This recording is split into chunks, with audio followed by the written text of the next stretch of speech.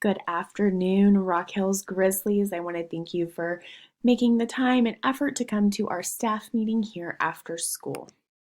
So I want to give you a brief outline again of what I want to talk about at today's meeting.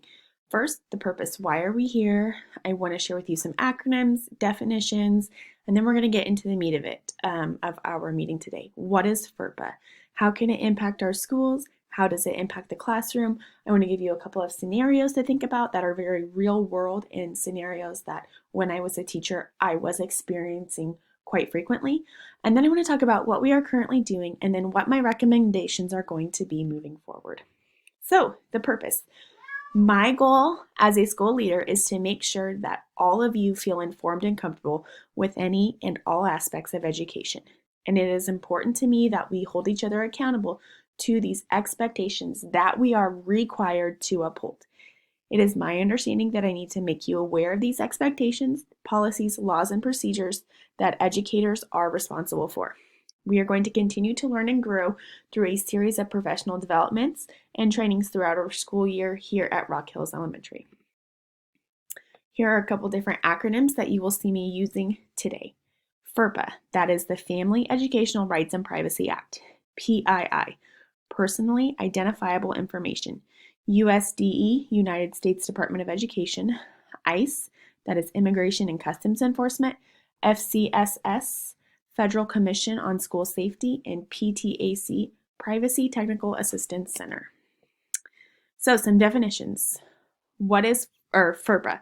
FERPA applies to the disclosure of educational records and PII that is attainable from educational records maintained by the school.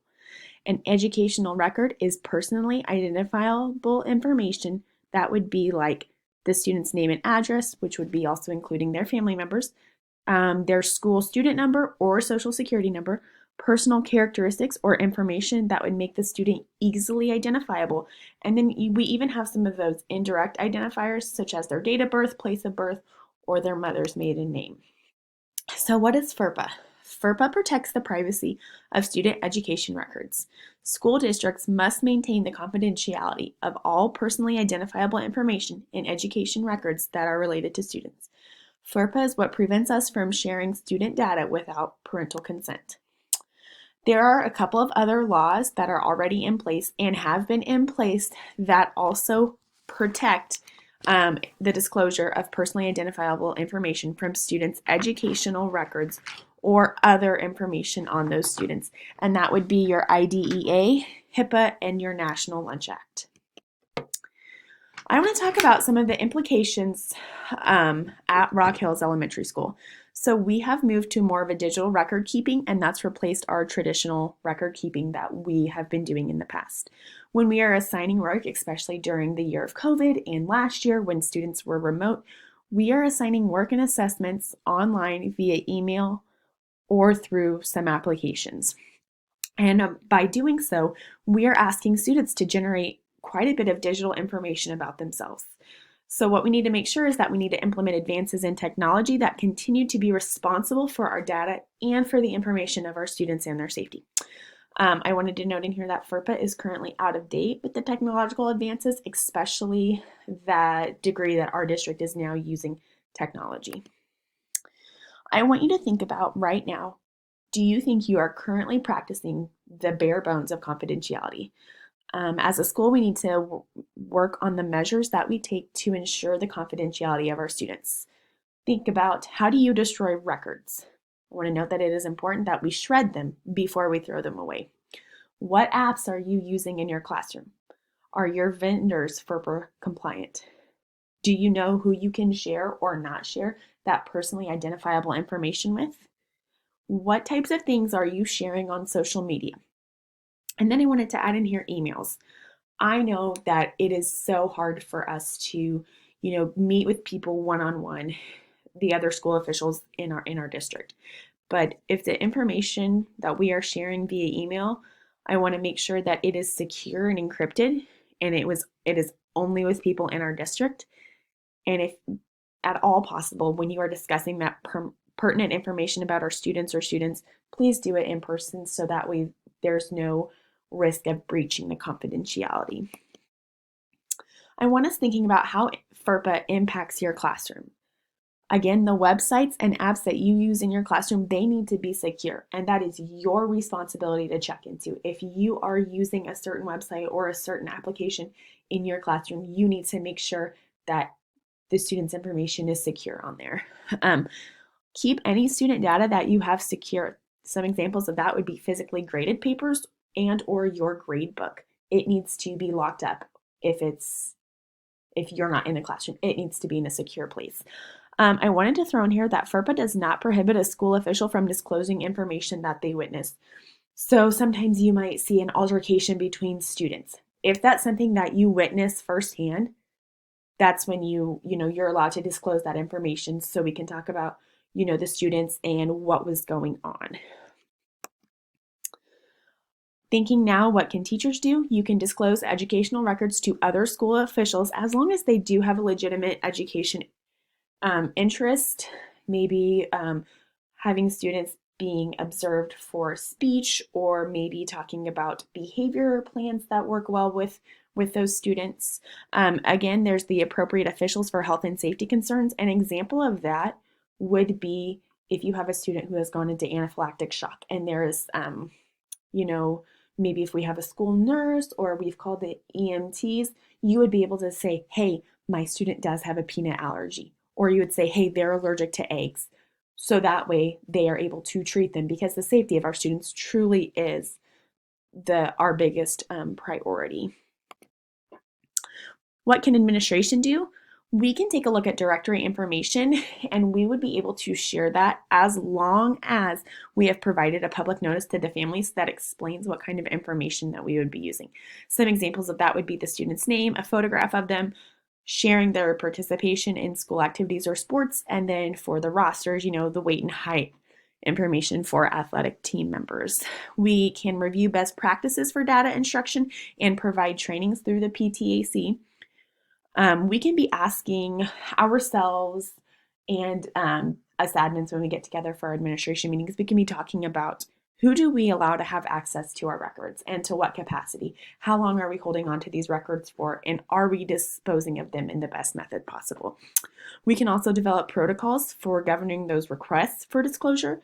And I want to put in here that our goal is to enable the resolution of complaints for FERPA violations as quickly as possible. Those are not meant to be drawn out.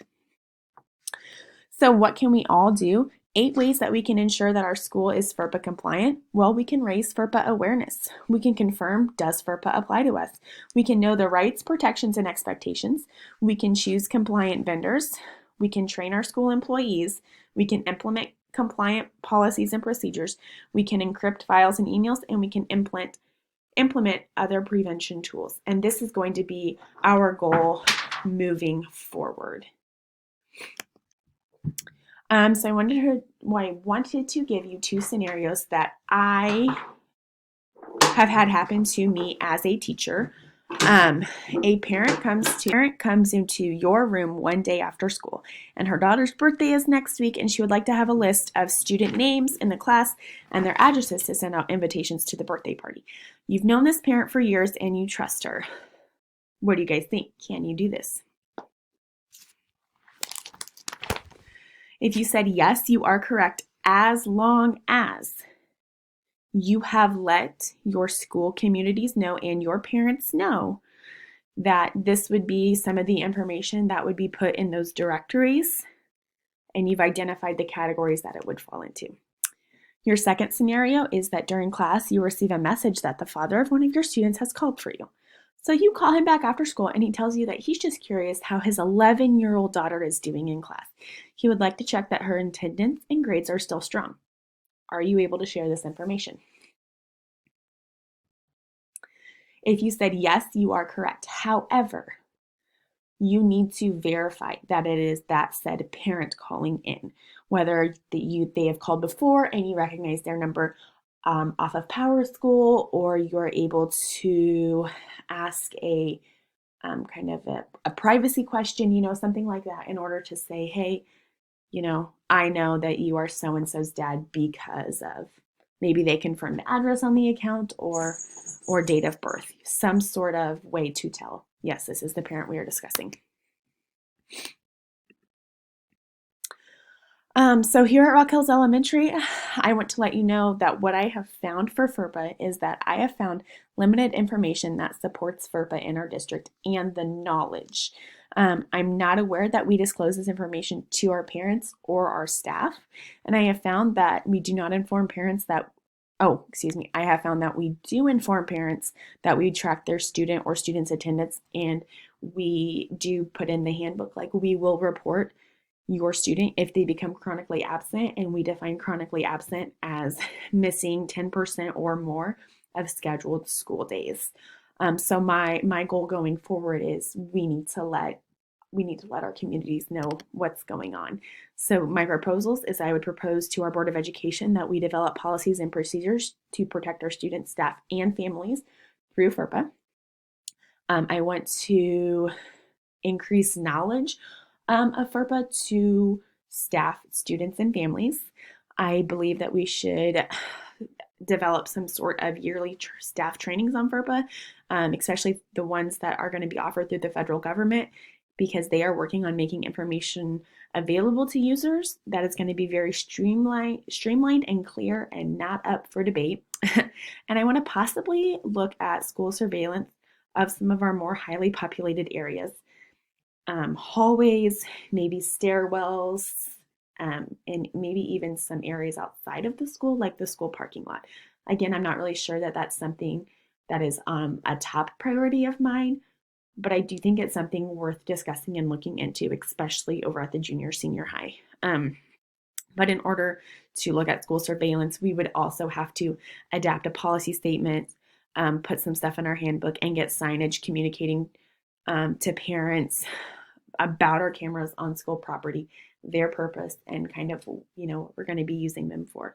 And I would also recommend that we advise some legal counsel to ensure that our legal landscape is solid, especially for those audio recordings, should we ever get into an instance where we need to use that. And I wanted to kind of end this on a positive note, that life as a teacher begins the day that you realize you are always a learner. I know that we do a lot of professional development and a lot of training, and I know that things here at Rock Hills Elementary are looking very different than they were 3 years ago. And I just want to let you know that every day that you're learning, you are becoming better for our school and for our students. And I think that that's so important. You're always going to be a learner, and I know that each one of you really truly cares about being here. Here's my resources.